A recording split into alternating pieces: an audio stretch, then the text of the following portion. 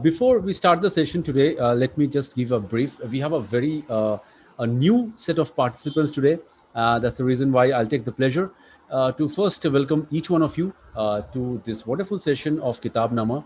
I will prefer people to please, if you can switch on their videos so that we can see each other. It always gives a good pleasure seeing people, even though it is a virtual session. One more thing I would like to say before we start, Kitabnama is a very different kind of initiative which that we have started. And here we are trying to introduce you to a book through the author. And we have been doing this since the last 1 month. We are very new to this, and that's the reason why we will definitely request each one of you to pay attention and get motivated. And this is not just a book reading session, people, those who have joined earlier. So here we are going to interact with the participants. Here we are going to listen to what they have to say, and here we are going to have a wonderful session, even though absolutely on the virtual scale. But we'd like to have the flavor of a roundtable conference with a cup of coffee. With that note, it's my pleasure indeed to introduce you to the author of today's Kitabnama session, which is the fourth session of this series. And with great pleasure, let me introduce you to Pascuala Herrera. She's a Mexican immigrant woman, and presently she is joining us from United States. So she has a physical disability, which I personally, whenever I've interacted with her, has always didn't find that predominant the way which the human psychology usually have the taboo of disability as of the language or the definition goes for, because she is absolutely confident and she has been doing wonderful across her life, and she has motivated a lot of people. So this has resulted to Pascuala due to polio, which happened to her during her childhood days.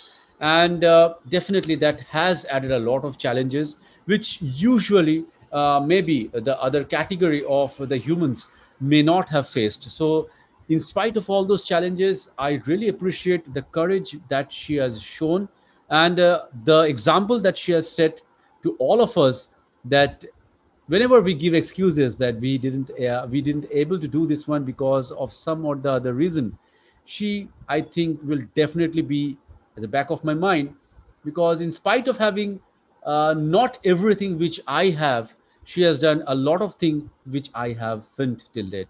So let me have the extreme pleasure to introduce and bring in front of you Pascuala from USA. And Pascuala, welcome to Kitabnama Session 4. It's indeed our pleasure to have you out here today. Well, I am. Thank you for inviting me. I should tell a backstory. When you first reached out to me, I thought you were spam, because why would somebody from India be reaching me? How did they know about my book? Yeah. But it's been a pleasure interacting with you in the last couple of months, Yes. and was very excited to be here. Um, it's my first international kind of conversation Okay. about my book. But for those who have read my book, definitely it's about human experience. It's not about just the US or Mexico. It's about the human experience. So I'm really happy to be here to have a dialogue, just a worldwide view about disability, because depending on what corner of the world we live, we have different perceptions about disability. So my attempt in writing the memoir was to dispel any assumptions that are made about people with disabilities. And as you graciously introduced me, yes, I've overcome a lot of challenges, but they can be overcome. Regardless about what your struggles are, you can succeed if you work hard, if you connect to the right people, if you plunge in, with courage, and are able to adjust to whatever life gives you. That's really good. Now, those who are not aware of what she was saying in the beginning, I'll be very honest with the way I have contacted her. So when we started with this idea of Kitabnama, which came to me very randomly, that since there are a lot of authors, those who are writing and they are expressing their viewpoints, and they're doing it very fresh. I have seen there has been limitation to this entire fraternity, where we have, uh, I should say, professional authors, those who doesn't like the intrusion of people, those who are from the other field of professions, and there is always a clash. There's always a friction, which doesn't let them, or maybe allow them to reach out to more and more people. And since we have a very good base in India in regards to photography, we thought that this is also an art form which we should also take up the initiative to promote. And that's the reason why I started contacting various authors across the globe, that we are starting with some initiative, something called Kitabnama, and we would like you to be a part of it. I understand that this approach may and definitely will give the feeling that it's a spam message, because this usually happens across.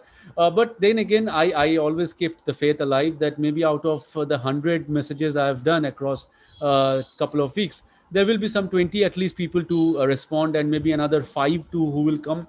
And once they start coming, I think with the sessions that we are recording, that we are putting up across the YouTube channels. And I remember when we spoke, we didn't have the web page also ready, so we were still at the in the process of preparing the web page. So I thought by that time, I'm sure that I will definitely convince the other authors that yes, we are authentic, and whatever we are trying to deliver out here is out of sheer passion, and there is no professional or any kind of a commercial model that we intend to do out here. But I should really thank you, Pascuala, because that was a time when we have nothing. We just started, and even we were trying to build a route. And you believed in me, believed in the message that I have done. And then we interacted, and I remember the conversation we did one to one. And then you started joining the other sessions of Kitabnama. And I would really like to appreciate the way you participated in the conversation. It was not just a mute participant. You expressed your views, which really added a lot of depth into the conversation we all were doing. So we our intention out here to all the new participants is that it's not like a stereotype book reading session. So people, those who have already read the book of her, must have already been through the journey. But here we want to understand what her feelings were before writing the book, the challenges she had while writing the book, or maybe while publishing, which most of the authors are facing today. And then we will have some fun interaction. We'll try to get some questions to Pascuala, that about that's a rapid fire round, something like that. And during this session, if the Zoom meeting ends up abruptly because it has a limitation of a time, I request each one of you to just join back across the same link immediately, and we will continue the session from exactly where it got ended. So now, Pascuala, I would like to introduce your book to all of us. And first, if you can just tell us the name and how you thought about writing this book and everything. So we wanted to understand the story that gave the entire shape in your mind that yes, this needs to be done. Okay, well, I what happened was that I retired after a successful 30-year career as college professor. And then, the pandemic hit, and I had all this extra time. And my daughter's actually was the one that convinced me to maybe write down some of the many stories that I had shared with her as she was growing up. A little background about myself. I was born in Mexico, as you mentioned. I was born without any disabilities, but at the age of 9 months old, still an infant, I got polio. And I was in complete paralysis for the first 6 months after my diagnosis. And then shortly after the 6 months, I started moving my upper body, but I was never able to use my legs. And so I started growing up as a child and grew up happy childhood, just crawling around and in the dirt and outside of my home. School wasn't an option because it was too far. And so my family, as many families, immigrant families do, decided that the United States might provide me with better options medically and also educationally. So that's when the whole family came to the Chicago area in Illinois. And we lived in a two-bedroom home. We were low income. There was 11 of us. And my whole journey of medical treatment started. I've had 8 surgeries and a dozen surgeries and 8 broken bones by the age of 12. So I was in and out of hospitals, but I also, it caused me to grow up quicker and learn the language quickly, meaning English. And I knew that, and my parents knew that education would be the only way to have a successful life. And so I had that in my mind. I worked hard and I received my bachelor's degree at DePaul University, then went on. There's some experiences there about law school, but I'll have you read that in my memoir. I went into law school, but then ended up getting a master's and then finding a job at a community college in the area. And so for 30 years, I worked there. And I worked with students with disabilities, all types of disabilities. So it was kind of amazing that my disability became an asset or something valuable because students were able to relate with me because they knew that I was real and that the experiences I had overcome. And so I was a source of inspiration, maybe, and definitely encouragement for many students who I worked with. And so for 30 years, I was, working there and being successful, doing other things on the side. I was a member of a social justice group where we fought for the rights of people with disabilities. The Americans with Disabilities Act was enacted in 1990 as a result of all the protesting that this group did. And so on the side too, I worked, working with my spiritual life, and so I volunteered time working at in different in an organization that worked on helping at-risk young adults. And so my pillar always for my success was my mother who never gave up on me, who even when everybody told her I was going to die, she didn't want to let go and she fought for me. And she was with me every step, even with her fears. She never stopped me from pursuing my goals. When I learned how to drive with hand controls, I'm sure she was petrified, but she let me do it and she let me go. When she saw me going to school in the blizzards and snow, she still let me go. And she was always someone to come home to support me. In 2018, unfortunately, I lost my mom, which was a very difficult loss for me because we were so close. We actually were even next door neighbors here in Franklin Park. And she raised my 2 daughters. And so we were so close, and it was a tremendous, tremendous loss. And so I never really took the time to grieve. But writing this memoir was another way for me to grieve her loss. And so if you read my book, you will likely see a main character, which is my mother, and just the way she viewed life. Actually, the title of my book is Not Always a Valley of Tears. And that was based on my mom always trying to have me persevere even through struggle. And she says, life is a valley of tears. God didn't promise us, happiness here. He promised us happy in another world. So you just got to keep fighting and you just got to keep going. And so I constantly heard that message. And so in writing the book, I decided that that was the appropriate title would be Not Always a Valley of Tears, because just as I recount my struggles, I also recount all the blessings I've had, all the happy moments, all the great people that I've met throughout my past and who continue to be a part of my life, all my family who has always been there for me.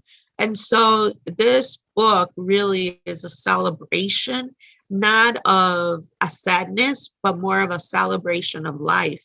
And to say that life, we all get struggles, but we all can be happy, and it's up to us and what we do for that.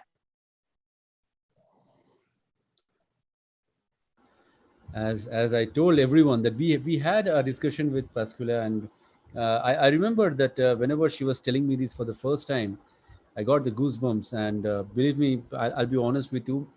Even today, when I'm hearing this for the third, I'm getting the same feeling, because whenever you are telling these stories, and whenever I was trying to recollect that what would have happened if I would have been in your place, and the same thing would have happened to me. First and foremost thing, I don't know whether I personally will have that courage, even though if my parents would have been showing it, that to to move on with so much of positive vibes in life, it's not that easy. It's really not that easy. And what the best thing I liked about you is that we always find that especially when you overcome any kind of a disability. I'm not talking about the way you have told. There are a lot of disability in between us as well. We are not able to overcome fear. We are disabled, each one of us, in one way or the other. I always feel that. For example, there are people, those who are disabled for disability in communication. They have a stage fear. So we have a disability in all different formats, but definitely that is not in comparison with the one you have. But the point is, you not only overcome the bigger challenges that you have in person, you also showed up for the entire society. You fought for them. You made an entire movement happen. And I'm sure that I'm sure that it is not always a person or a single one doing, but there's always a torchbearer. There's always the leaders like you, those who makes a lot of difference. And I think that it is not that easy. So you have done a very very bigger thing in life, and I'm sure that the challenges that you've accepted and you have overcome has made you matured enough at the very younger age, as you have told. And what we have seen, that after this experience of being a teacher, meeting different kinds of students across the profession, this book, this lot of like enriched memories, which has emotions of a mother, which has the kindness of a teacher, and again the naughtiness of the students. So everything compiled together, it's definitely not a valley of tears always. So that's indeed a fantastic explanation. Now, also hats off to your daughter, who has given you the entire what do you call, the pillar of support while you write this book and let it publish. Because what I have seen in that, many of my friends, they are also like in very good in writing, and they do write a lot. They have a very good command over the vocabulary, but the point is that after they bring out something, they don't make it public. They don't have the time, or maybe that much energy for them to make it public, which I personally feel they're losing out a lot of people. Because uh, in my opinion, writing your book is not just selling the book, or it's not how much money you make from the book. It's about, you have faced something unique in your life. You have experiences in your life which you'd like others to also read, get motivated. And I'm sure that is going to enrich the larger society. And definitely, if that goes in the right way, in the right manner, we have a better world tomorrow, definitely, for sure. So maybe we are not the right person to fight for the biogas gases, or we are not the right person to fight with the CO2s and all the other emissions. We are at the end of the day, but maybe we are not the alone one. But this is something which each one of us can do. If you have something, and if you're writing something, then definitely you need a support, someone in the family as well, so that you publish the book and you take it forward. Now, before we move forward, as I always love to do, I would like, we have very fresh faces. I can see Malaika. I can see Sir from the schoolhouse. I can see Isidro. Isidro, I think is in relation to you, Pascula.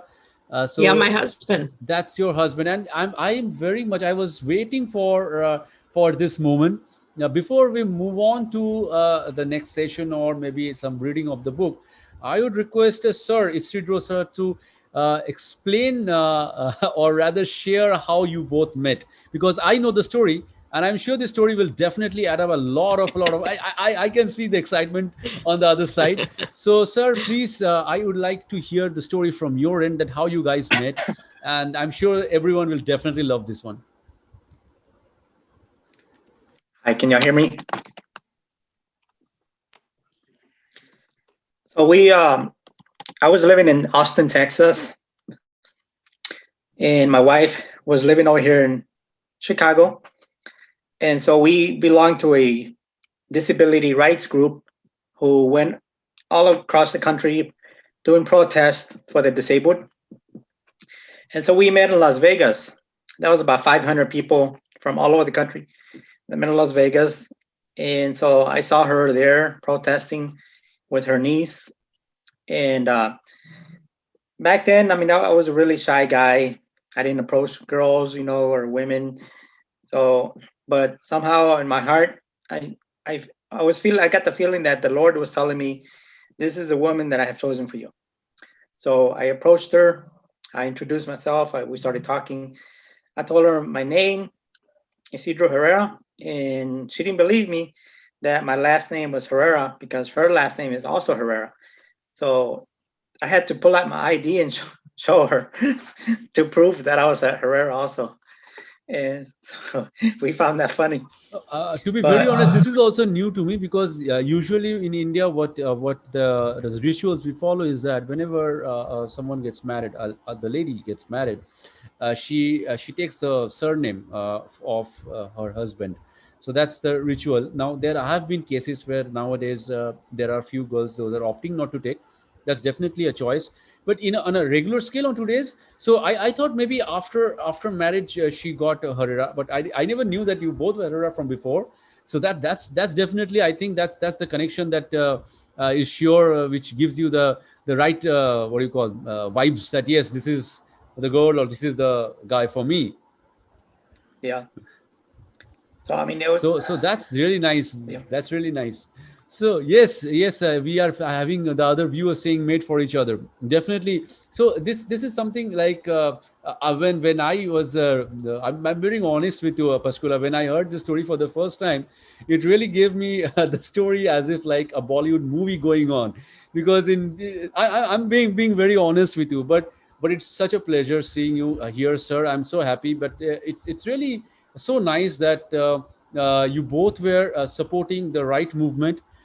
You both chose each other across for holding your hands across your life.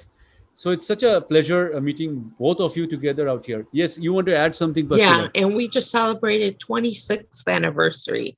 So it was made, for our Yes, lasting yes, yes. relationship. So congratulations, and we look forward that you stay together more and more years. And in the meantime, you also write few more books. But before we move on, we have so much good stories. I request Pascula to first start with the first set of the book reading for all of us. Yes. Okay, so I'm going to read what I wrote as the first diagnosis, or when my mom first noticed that I wasn't well. And a little background, I lived in a town with no medical care. There was a nurse, that sometimes helped, unofficial nurse. She just used home remedies, and the closest hospital was 4 hours away. Uh, so anyway, I write, my mom became concerned when my fever didn't go down. She felt my body go limp and my eyes were barely open. She waited for a while, continuing with the cold compresses, but I seemed to be getting worse. She instructed my sisters to stay home and watch the rest of the kids because she was going to take me to see the local nurse with the hope of getting some type of medication to bring my fever down. She wrapped me up in a blanket and walked, almost in a trot, down several streets to the nurse's house. The nurse quickly laid me on a bed to examine me. She became alarmed and said, I cannot help. She needs a doctor and she needs to see one quick. My mom wrapped me up again and rushed me to my dad's parents' house to ask for help, since no one in her own family had a vehicle. Pepe Juanes is about 2 hours away, and she needed someone to take me since the buses had stopped running already. My uncle Gabriel, one of my dad's youngest brother, was there, and he quickly volunteered to drive us to Tepehuanes in hopes, of finding a clinic. My mom told my uncle Gabriel that she had only a few pesos or money, but my uncle told her not to worry. So he quickly looked in his wallet. He got in the back seat of his truck and stopped quickly by my house to tell my sisters to go get everyone to bed since it was almost 10 p.m. My mom instructed my sisters, watch your brothers and sisters. I don't know how long I will be gone. My sisters, both with startled face, nodded yes. So here, it's just the initial of the alarm that, being helpless almost, like, what do I do? She knew that I needed medical care really quick, and the despair that she felt. So in that chapter, I go all about the whole ordeal of my mom having no money, being my dad at the time was here in the US because he had come to the US to help our family because we were so low income. So it was my mom on her own while she still had 7 other kids to worry about. Uh, and just, I go through the whole experience and the ordeal. Now, obviously, I don't remember these events, but in the process of writing the book, I remembered a lot of the stories that my mom used to tell me. And at the time, they were just stories. Uh, but as I was writing it, I really put myself in the shoes of my mom, especially because I have children now. And I just was more amazed than ever through what she went through and the fear that she had to endure to get me to some help. That was really touching. Well, I can seriously understand because, especially in this pandemic situation where we have been seeing a lot of families desperately trying to save their beloved ones, and with the difficulties of medical expenses, which many of them couldn't manage to meet the both ends. So this story also reminds us that. It's a very helpless situation whenever things like that happen, because you would like to give your best and make make things happen good for you, but again you have to rely on a lot of things, the hospitals, the doctors, the medical treatments, especially in India, many parts, interior parts of the city where you don't get a very good medical facility, and we have been seeing a lot of people losing their lives because of not being treated properly due to lack of a proper guidance of medical, to be very honest, because they don't know what exactly they need to do. So this story really reminds me that this problem is not at all personal. You have actually raised a global situation where, even though we are proud of like taking medical science to a different level and everything, maybe the reach out is still only on a very smaller scale to the cities which have just developed, and still people, those who are staying a bit towards the interior side, people with a low salary income, people those who doesn't have a proper insurance of their family members or couldn't manage to make one, they are in a very bad shape, especially when situation like that happens. And I think there is a time, because I remember, like, it was a time when my father was in the hospital, and I was just waiting at the reception, and I found one of the a very aged lady sitting beside me, and she was crying a lot, and that was not a COVID situation. So I took my time to just ask her that, do you need a cup of water, or like a glass of water or something, like, are you okay? So she's like, I don't know whether I can even afford a glass of water or not. So I was like, what went wrong? So she explained that the expenses of the medical treatment of her husband has gone to such an extent that she has sold out her house, she has sold out whatever properties she had, all golds she had, and They didn't have any child of their own, and at this point of time, she doesn't know whether her husband is going to come back to life, and even he does, she doesn't know where to go and live because she doesn't have anything else left out. So I just can't imagine. I still don't have words to explain. Um, that's the day when I realized what zero counts for, what a vacuum stands for. When you really don't have a square feet of ground beneath your feet to stand upright, and you just don't know that where exactly your next feet is going to be. It's not that easy job. Yeah, well, this pandemic really highlighted to me the issue. The vaccine for polio had already been invented, but we lived in Mexico. And I know in India, uh, a lot of diagnosis of polio happened then too. I'm assuming that it's for the same reason, that sometimes other countries, depending on what corner of the world you live, you don't get the help that you need or the vaccines. And so this whole pandemic really highlighted to me and made me wonder how other parts of the world were dealing. I mean, if we're on lockdown here in the US, which is supposed to be a leader, I can only imagine how many other people there are in our globe who are suffering, who have died without any hope or medical treatment. That's true. That's true. Like whatever stories we are getting, whatever statistics we are reading across the news, I think that's just the peak of the iceberg, and there's a lot of huge amount of chunk of ice just beneath the sea level, which is still unknown to us, and we don't have any other thing apart from sympathy right now. But trust me, that sympathy is not going to help their families, and I don't know. I think we need to take a deep thought about the situation.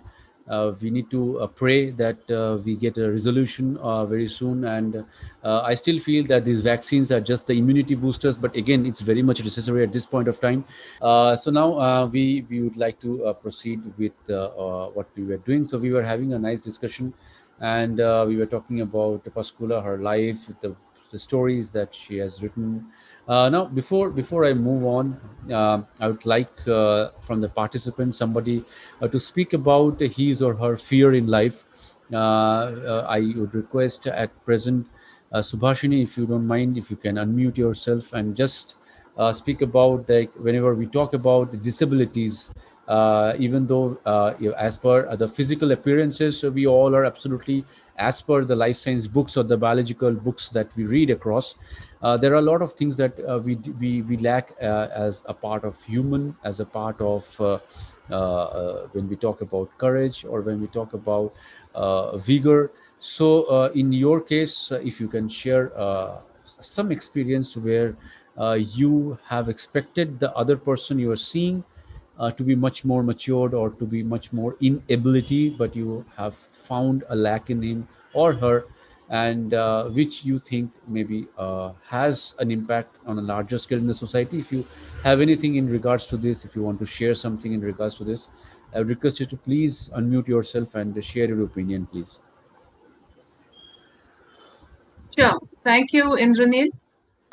Before I go on to sharing that, I would absolutely love to congratulate Pascula and Isidro for completing as many years as they have together and many, many more years to go ahead together.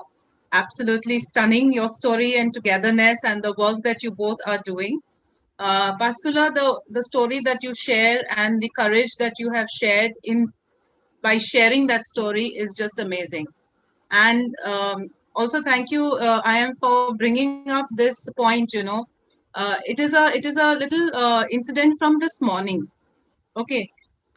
There's this girl. I also belong to another group where we spiritually do certain practices together, and currently we have taken up a project to chant for the next 48 days for humanity. Yeah, because of the pandemic condition across the globe, so we said let's get together and do some chanting for humanity. But this group has certain rules, and if you don't follow the rules, then you are kind of thrown out. It is very strict that way. So whatever the rules, So there was this girl who could not follow the rule, and obviously she was pulled up by the group leader, and she has now decided to leave the group on her own, although she was not thrown off. And we didn't see her in the chanting yesterday. So I spoke to her this morning, and you know, talking about the disability, what I found, I mean, physically she has whatever she has. I mean, physically she is fit, but certain ailments are there definitely that is disabling for her.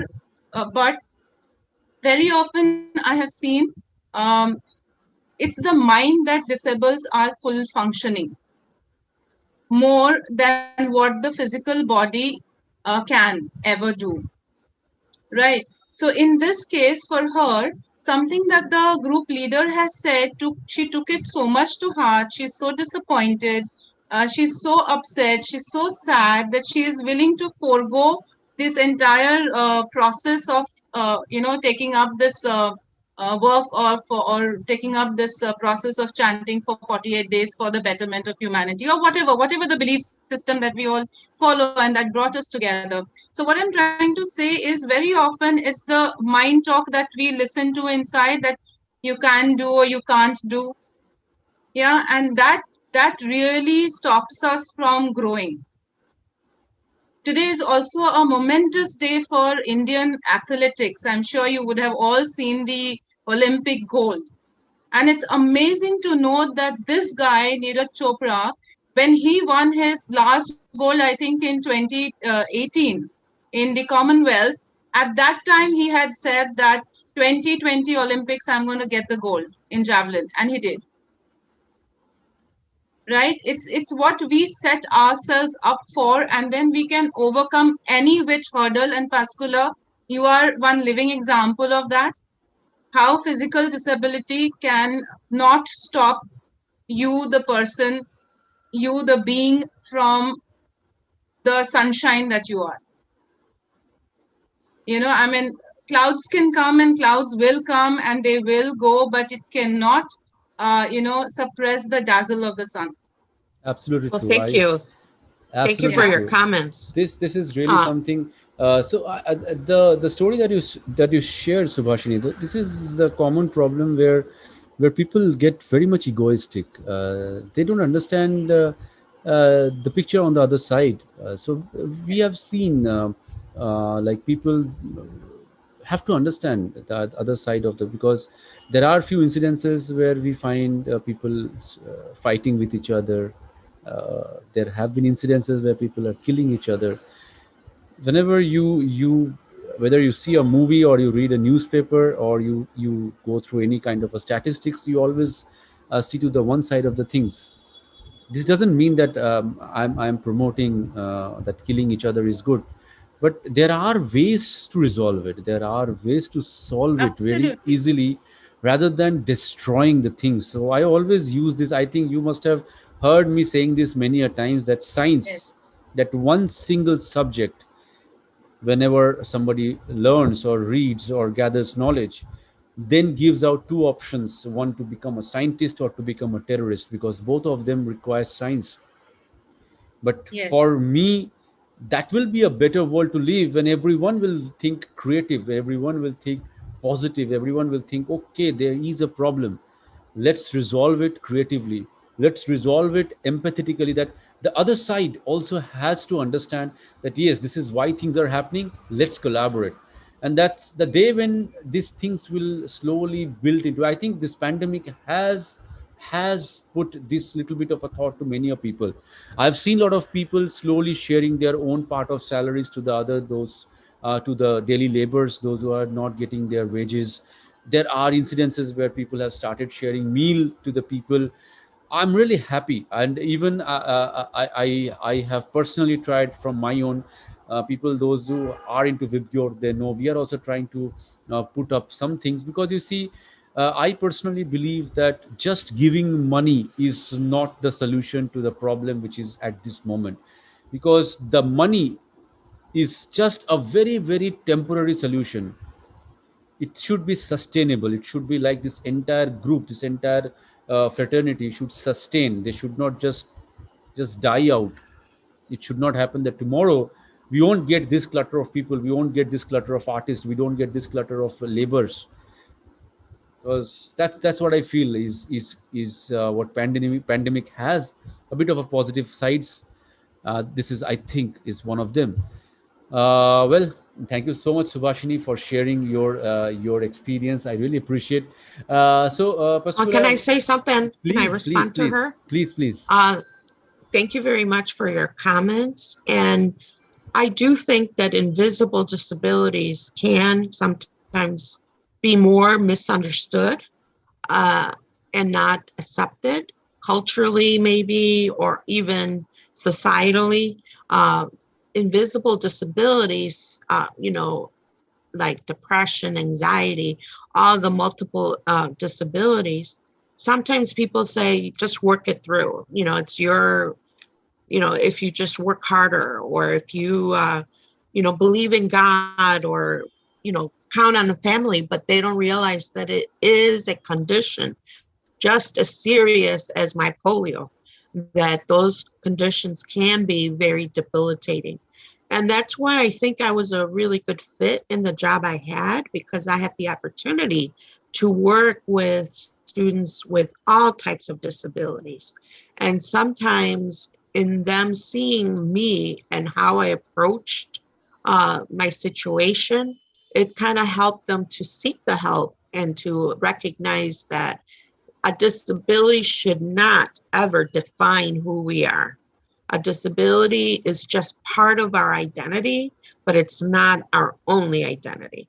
And so I Absolutely. think this book, I hope, gets that message out there that having a disability is not a definition of lack of success or failure or any negative things that people typically think in our society. That's absolutely true. Uh, I'm now waiting for the second reading out, Pascal. I'm really so much excited that I would like Yeah. to hear the second set of your reading. I have a question for Yes, Pascuala, if it is all right for me to ask please, her please, now. I mean, I'll Subhashini. be We delaying her reading. no, no, no, no. There is nothing delay. So So please I'm ask. sure. So, Pascuala, I'm curious to know that see, I mean, when as you look back, when you sit to write the book, or as you have looked back in your journey from the beginning to now, as you are, um, you have described your various trials and tribulations and successes and victories to the point where you are now, right? So I'm curious to know if you could share with us when the days were hard, when you were feeling down and out, right? What was the strategy that worked for you to pull you up again, to make Well, you proverbially stand and say, come on, tomorrow is another day, I will make it through, so what was the strategy, okay, well, if you let could me share? tell you that my struggles haven't ended. I was on vacation, and Isidro, it's probably like, yeah, I want to forget that. But we drove all the way to California, which is about 2,000 miles away from where we live.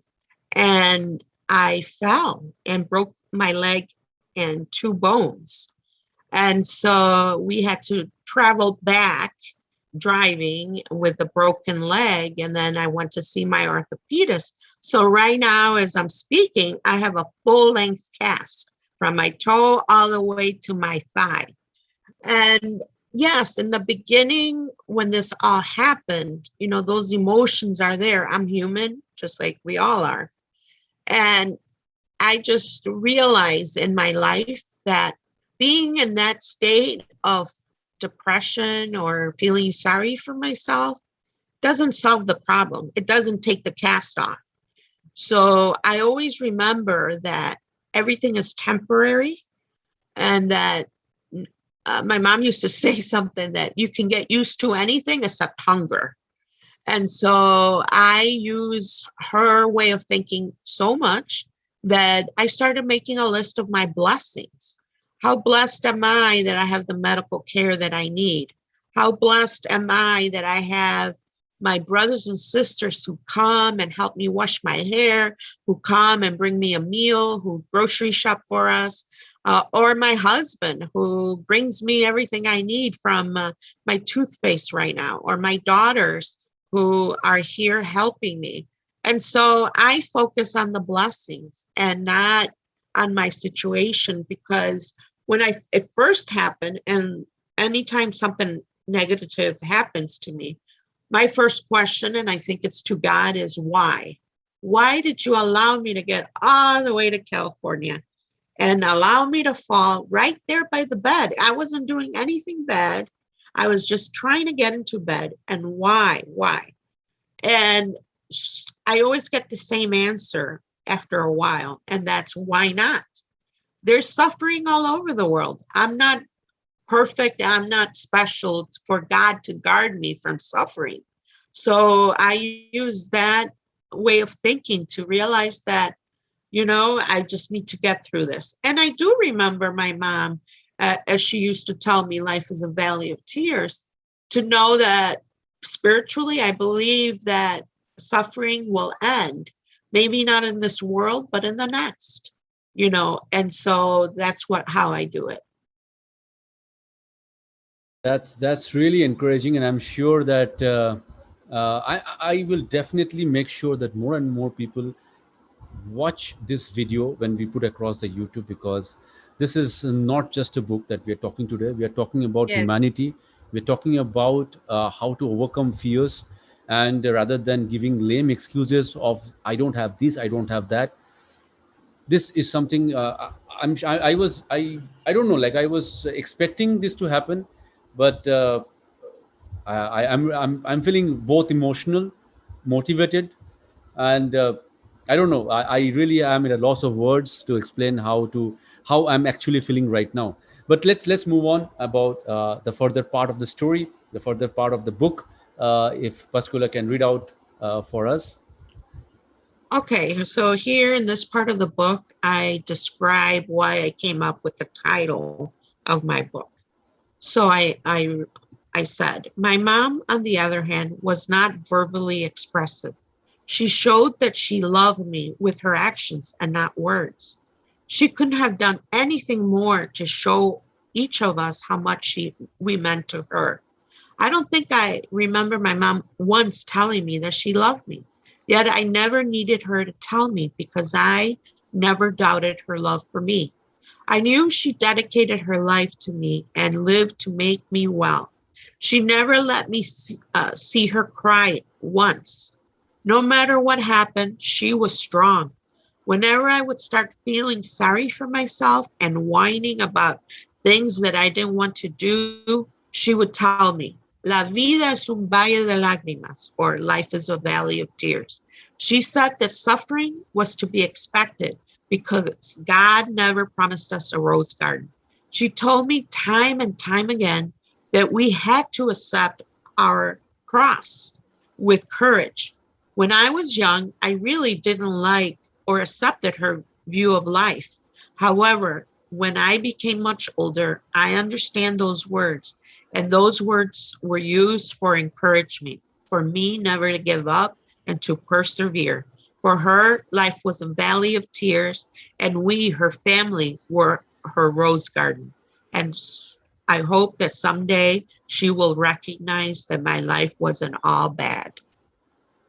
Indeed, that's a rose garden, and we are finding a wonderful, wonderful rose in front of us today. It's definitely a wonderful, well-written phrase. So, I would like to hear something from Malaika. Malaika, I think, has joined for the first time. I can see her face for the very, very fresh in with your sessions. Malaika, can you unmute yourself and share your experience of discussions today, and a brief introduction, a very, very brief introduction about yourself. Yeah. Yeah. Hi, my name is Malaika. I'm honored to meet all of you. I'm currently in New Jersey. I grew up in Phoenix and in Mumbai, and I'm a college student now here. So my dad actually sent this Zoom link to me. He knows that Okay. I am an aspiring writer, and Okay.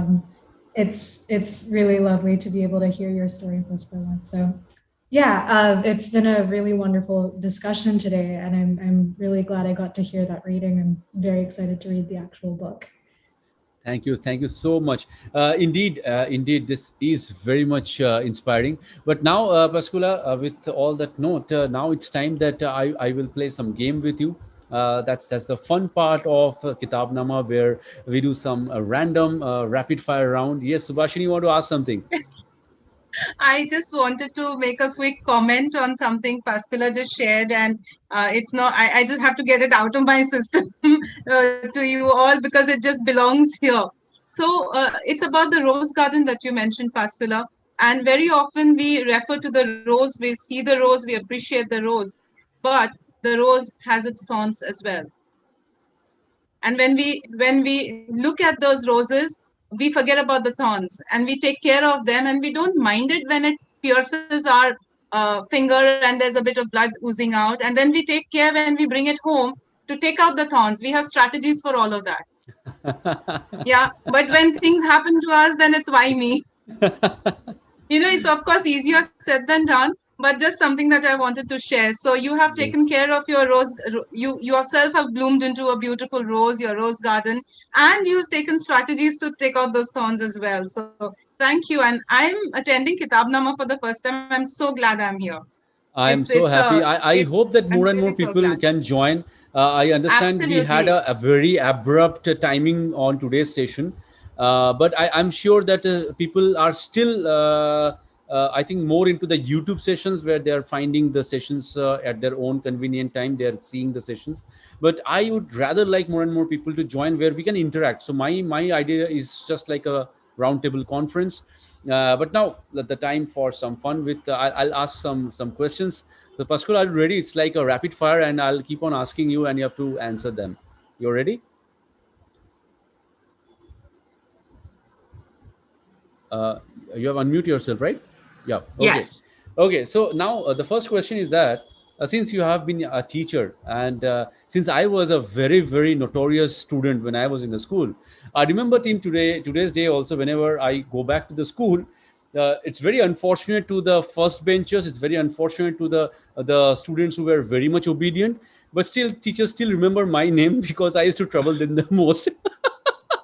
So I'm really sorry to put this.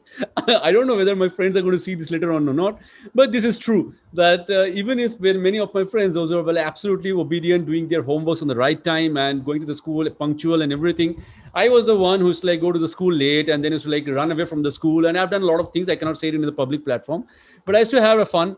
My childhood was like really a lot of excitement, and I used to like explore whatever is to come to my mind.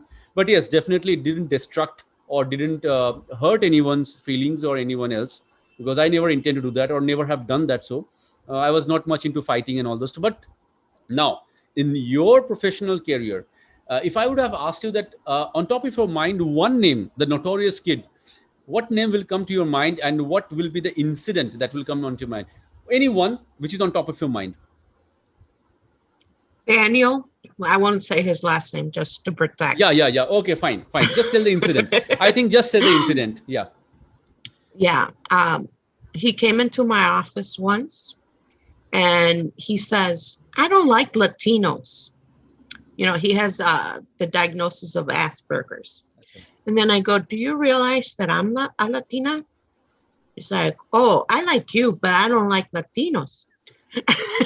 And I said, can you tell me why? Says, because I speak two languages. I only speak one. So I'll never forget that example, because sometimes if I had let it go just as, I don't like Latinos, I would have thought maybe he's racist. But instead, by asking the question I did, I found out that he wanted to learn a different language, that he envied people who, so it became a positive. It wasn't a negative. So I remember that story. That's really good. Okay, the next question is that uh, now suppose I am a publisher and I just came to you and ask you that, okay, Pascula, I'm looking forward for writing a genre, and I would like you to start writing the book for, but it should not be the genre or the life stories that you have written already in this present book. It must be a different genre, absolutely the poles apart. So now, with few options which are already there on the other side of the story, which one will you select? Well, funny you mentioned it. Another book is coming out mid-August, so look out for me. Okay. It's a children's book. So I wrote a children's book because I want to portray the positive image of disability. So the title of the book is My Mom Rocks, Her Chair Rolls. And it's in the perspective of my daughters as being raised by two parents with disabilities. And so that book will come out sometime in August. So I would say children's book. But I also think not necessarily a memoir, but I would like to continue writing more inspirational type of thinking that I have. And I actually, after I broke this leg, I'm here and I don't watch much TV. I started writing. But the same daughter that told me to write my memoir says, hold it, because you'll have it written in 3 weeks. And you still have to promote the memoir. So don't, don't take out the computer until January. So, because it's true, now that I have the time and I'm retired, I have a lot to share. And writing has always been something that I have used therapeutically for me to go through some difficult moments. I've written poetry, I've written journaling and different things like that. So I think writing will always be a part of me. I also would like to comment that if a publisher reached out to me right now, I would turn down any offer because I discovered self-publishing and it is not as scary as people think. It is very, and I'm a control freak, so maybe that's why. I love the fact that I am a part of every aspect of the book, from the editing to the book cover to the fonts used. And I was able to hire my own people that would have this conversation with me and would accept my input because I did get a publisher make me an offer for the book, but they wanted to change my title and I did not want that. And so I don't want to be constrained by a publisher to do what I want to do. So long as you find qualified professionals to help you and that you invest, the money to get the professionals to do the work, I think self-publishing is a win-win situation. Okay. Now, suppose I give you two options on a fine Sunday morning where you have ample time and with I don't know which word to say, unfortunate or unfortunate that you don't have the book writing in process on that particular day and you have a leisure day. So I'll give you a few options: listening to music, cooking for your family, going out for a vacation, watching a movie, or just talking over the phone with all friends and relatives. So, which one would you like to do and why? Talk to friends and relatives. Yeah, I mean, I love cooking. I learned a lot of recipes from my mom. And actually, when the pandemic, when we were on lockdown, I tried every recipe 2 or 3 times. And surprisingly, I got good compliments. People love my cooking. But definitely, I could not survive without interactions with family and friends. Um, there's a funny joke I always say: when something bad happens to me, at least 7 people need to know it immediately. And, I start with my chat, and that's who I am. And when something good happens, the same thing, same rule. So I think talking to friends would be my choice. Superb. Now, the last question. This is very tricky, and to be very honest, this is the first time I'm asking this question to anyone. So, Oh, when I say the word India, what is the first expression or reaction that comes to your mind?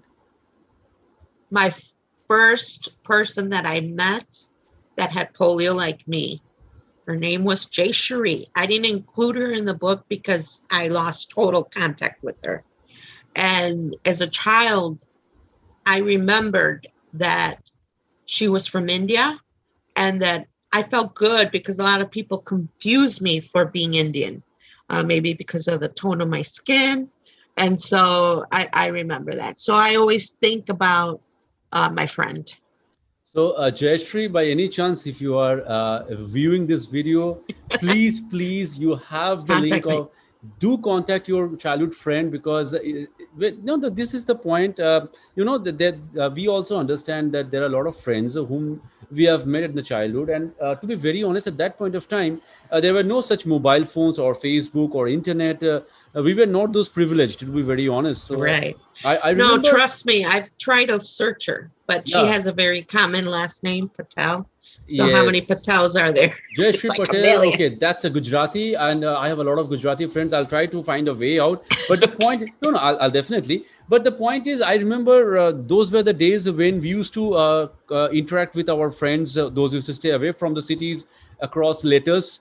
We used to have pen friends. I don't know how many of today's generation will have the idea of the concept of pen friends and all, where we used to write letters to somebody whom we have never seen or even met. So those were the Yeah. days when definitely reaching out to a friend was a project and a lot of emotions. Now things are over WhatsApp, where we have a Zoom meeting where USA, India both are having a discussion about a book, Yeah. and that's Another thing that yeah. that I think about India is your extravagant weddings. Oh my God. I had a person in at Harper at my college who got married, and he brought his album, and I was just like in awe with the wedding and the colors and the beautiful, it's just amazing to me. I'll tell you that in India also, every state has their own rituals of weddings.